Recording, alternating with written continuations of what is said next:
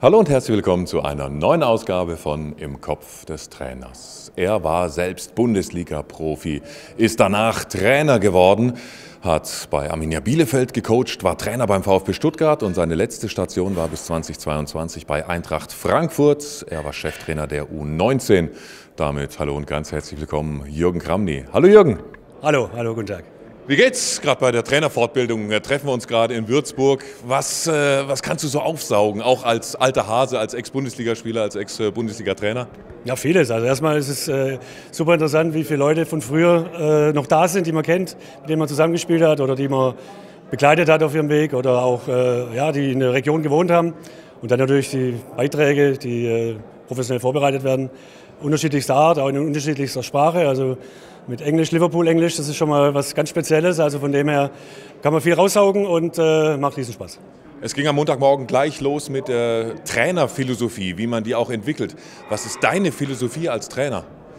Ja, ich will gern gewinnen, ne? Das ist schon mal ein Grundpunkt. Aber grundsätzlich willst du deine Spieler besser machen, du willst die Mannschaft besser machen, du willst Erfolge gemeinsam haben, du willst ja gemeinsam was arbeiten. Und ich glaube, das Wort gemeinsam war bei mir immer ein großes Thema. Eine starke Gruppe gibt auch ein starkes Ergebnis normalerweise. Und somit kann ich meine Philosophie kurz beschreiben, die inhaltlich natürlich noch deutlich mehr Inhalte bringt. Ja. Aber hat die sich auch verändert im Lauf deiner Trainerjahre oder nicht? Ja schon, also ich meine, man fängt ja jung an, ich habe ja auch direkt als Profi aufgehört und wurde dann direkt A-Jugendtrainer. Da muss man natürlich erstmal lernen, sich ausprobieren und dann macht man seine Erfahrungen und dann wird das alles etwas selbstverständlicher. Trotzdem muss man jeden Tag immer wieder, erlebt man Neues. Ne? Also Fußball ist nie nur planbar, sondern da passieren immer wieder mal Dinge, wo man darauf reagieren muss und die hat man dann natürlich mit ein bisschen mehr Erfahrung, reagiert man da auch gelassener. Und welchen Trainerfehler hast du damals vielleicht gemacht, den du heute auf gar keinen Fall mehr machen würdest? Ja, vielleicht habe ich zu früh ausgewechselt mal, vielleicht zu spät ausgewechselt, vielleicht auch mal falsch aufgestellt, vielleicht auch mal die falsche Herangehensweise gewählt. Das kann durchaus passieren und im Profibereich ist es halt so, wenn ein Ergebnis nicht in die richtige Richtung läuft, dann kann es sein, dass du fehlst dein Klassenziel oder wirst dann eben gefeuert. Und im Jugendbereich hat man ein bisschen mehr Zeit, das hatte ich Gott sei Dank auch. Deswegen konnte ich da ein bisschen länger auch in der Funktion zum Beispiel beim VfB 2 bleiben. Da habe ich ja 4,5 Jahre die zweite Mannschaft in der 3. Liga trainiert. Das war sicherlich auch eine lange Zeit, auch eine Kontinuität, die natürlich auch wichtig ist zum Entwickeln der Spieler.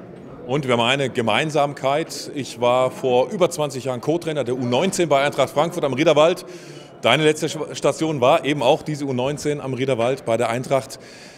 Ja, wie hat sich so die Jugendarbeit aus deiner Sicht so am meisten verändert als Trainer in dem Bereich? Ja, als ich in Mainz angefangen habe, da haben wir erstmal die Infrastruktur verändern müssen. Also wir haben Kunstrasen gebaut, dann kam der zweite dazu. Also das war dann in den Anfängen 2006. Und dann natürlich die Professionalität, die Kooperation mit den Schulen, das mehr Training natürlich auch, Morgenstraining, aus der Schule abholen und dann zweimal am Tag trainieren. Also wirklich vorbereiten auf den Profibereich. Das war früher natürlich ein bisschen anders. Aber trotzdem ist der eine oder andere auch da durchgekommen. Und jetzt müssen wir halt schauen, dass wir wieder mehr entwickeln und dann eben viele junge Spieler wieder in unseren Profibereich bringen. Und dafür sind wir Trainer da. Eben, wie schaffen wir das? Andere Nationen machen das gefühlt besser. Frankreich, Belgien, die Niederlande.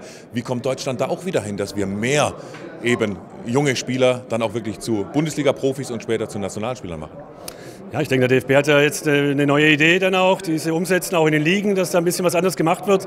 Und da müssen wir eben schauen, dass das Früchte trägt und dass wir alle mithelfen, das positiv zu begleiten. Ich glaube, das ist ganz wichtig und auch nicht, viele haben dann immer so eine Skepsis, ja, Absteiger ja oder nein, oder solche Themen dann eben einfach begleiten und dann wirklich mitmachen.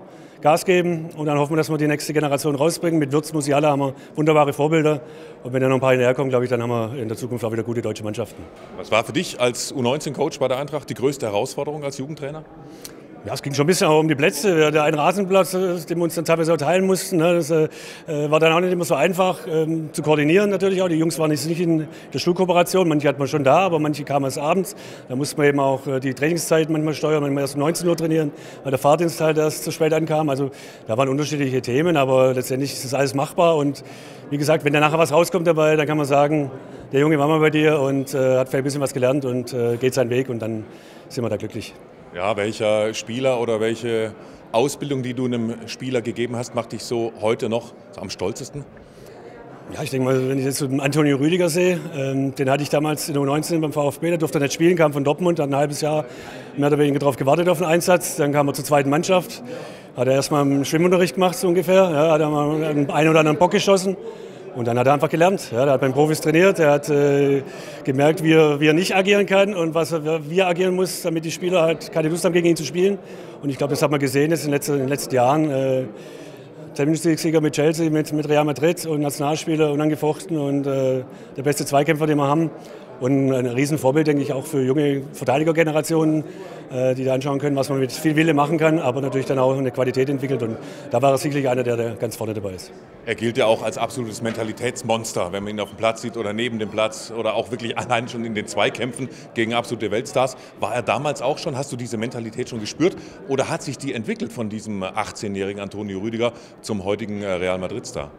Also wenn ich mir das gesagt hätte mit 18, der wird mal Champions League-Sieger mit Real Madrid und mit Chelsea, hätte ich wahrscheinlich jetzt nicht Ja gesagt, aber ihm hat man schon angemerkt, du musst erst mal ein halbes Jahr mit der Mannschaft trainieren, um zu wissen, dass du kein Punktspiel machen darfst. Das ist nicht ganz so einfach und natürlich mit seiner Aggressivität, mit seiner Härte hat er nie einen Spieler verletzt. Also muss ich sagen, er ist immer ins Limit gegangen und hat sich vorbereitet und hat jeden Schritt ist er einfach gegangen. Ich habe ihn damals auch, weil ich wusste, als Innenverteidiger wird es schwer in seinem Alter, habe ich ihn auf der Rechtsverteidigerposition spielen lassen, obwohl es nicht seine angestammte Position ist, aber da hat er seinen ersten Schritt im Profifußball gehen können. Bruno Labbadia hat ihn dann oben eingesetzt auf der Position. Ich glaube, das war so der Einstieg ins Profigeschäft dann auch. Und wenn du mal drin bist, dann kann es sein, du bleibst drin. Und wenn du dann halt an dir arbeitest, und das hat er getan, auch mit dem Zwischenschritt in Rom, war das natürlich für ihn perfekt. Und ja, dann sieht man, was rauskommen kann. Er hat sich auf jeden Fall, er hat jeden Tag hart trainiert. Und ich glaube, das hat er sich sehr gut erarbeitet. Hat er in deinen Augen schon Weltklasse oder ist er noch auf dem Niveau europäische Klasse jetzt als Spieler von Real Madrid? Ja, also ich meine, es ist schon auf dem Weg in die Weltklasse sicherlich. Was ist Weltklasse? Das ist ja auch immer eine Phasenfrage. Aber er ist natürlich ein herausragender Spieler, der natürlich für uns wichtig ist und für sich natürlich auch einen total guten Weg gegangen ist. Und das freut mich für ihn und deswegen, ob es europäische Klasse oder Weltklasse ist, im Endeffekt ist es wahrscheinlich das Gleiche. Eingangs hast du davon gesprochen, dass es hier besondere Begegnungen gibt beim Internationalen Trainerkongress. Eine wird ganz besonders sein, wahrscheinlich für dich. Am Mittwoch kommt nämlich dein ehemaliger Mitspieler Jürgen Klopp. FC Liverpool hast du auch genannt. Bei Liverpool ist er nicht mehr. So, worauf freust du dich bei dieser Begegnung am allermeisten, Kloppo wiederzusehen? Also wir haben vor, ich glaube, 10 Tagen telefoniert miteinander. Da ist er gerade nach Mallorca geflogen. Er ist total präsent auf einmal in anderen Dingen, also an der Seitenlinie zu stehen. Ich glaube, das ist einfach schön, einfach ihn mal zu treffen, ohne dass er jetzt morgen wieder gleich abhauen muss, sondern einfach ganz locker. Er wird erzählen und er ist halt auch einer, der das auch ein bisschen liebt jetzt, mittlerweile auch ins normale Leben einzutauchen, glaube ich. Deswegen sind so Veranstaltungen natürlich auch für ihn schön. Ja, er trifft auch viele eigene Weggefährten und für mich natürlich als immer Zimmerkollege und Starter in seiner Trainerkarriere. Wir waren dann noch zusammen im Bett gelegen, dann, als er dann den Wechsel. Der Vorgänger ist übrigens auch der Eckhard Grauzon. Ne? Das war schon eine bewegende Zeit und hätte man das Spiel damals verloren, das erste, dann wissen wir alle nicht, wie die Geschichte heute dastehen würde. Ne? Da haben wir einfach die richtigen Dinge gemacht und haben das Spiel gewonnen, das erste gegen Duisburg, das zweite auch und dann ist er Trainer geblieben und dann sind wir drin geblieben. Ja, genau, Grauzon wurde gefeuert, der Spieler Klopp wurde zum Trainer gemacht. Wenn du den Namen Jürgen Klopp hörst und den mit deiner gemeinsamen Mainzer Zeit mit ihm verbindest, was ist das Erste, was dir einfällt? Ja, dass halt die Schwaben-Connection war. Ne? Ich kam da hin aus Saarbrücken damals und dann habe ich die Spieler natürlich gekannt, aber Klopp hat gleich gesagt, hey, du kommst zu mir. Ja, das ist mein schwäbischer Kollege, ich habe hier nicht so viel, die verstehen mich alle nicht. Und so war im Endeffekt unser erstes Kennenlernen und dann waren wir eigentlich fast immer zusammen Zimmerkollegen und hatten nicht immer die beste Zeit auf dem Platz. Also ich habe vorne rechts gespielt, er hinter mir rechts. Die Anspiele von ihm waren nicht immer in der Höhe, wie ich mir gewünscht hätte. Aber wenn es dann darum ging, Feuer reinzubringen, war Klopp natürlich einzigartig. Und deswegen, wir haben uns nach dem Spiel immer gut verstanden, auf dem Platz nicht immer. Aber das war dem Erfolg geschuldet. Spieler sollen auf dem Platz ja kommunizieren, das sagst du deinen Spielern auch. Wie habt ihr zwei auf der rechten Seite kommuniziert? Ja, ich könnte sein, dass Kramny lauf mal und Klopp spielt mal einen gescheiten Ball. So, das kann schon mal so gewesen sein. Ja. Wunderbar, dann viel Spaß bei der Wiederbegegnung mit Jürgen Klopp. Kurzer Ausblick noch, worauf hättest du Bock als Trainer? Was würde dich reizen als deine nächste Station?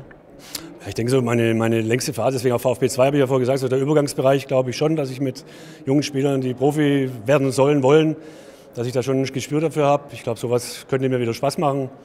Und ja, manchmal muss man ein bisschen warten, ne? Und dann irgendwann tut sich wieder eine Tür auf und dann schauen wir mal, dass wir da durchgehen.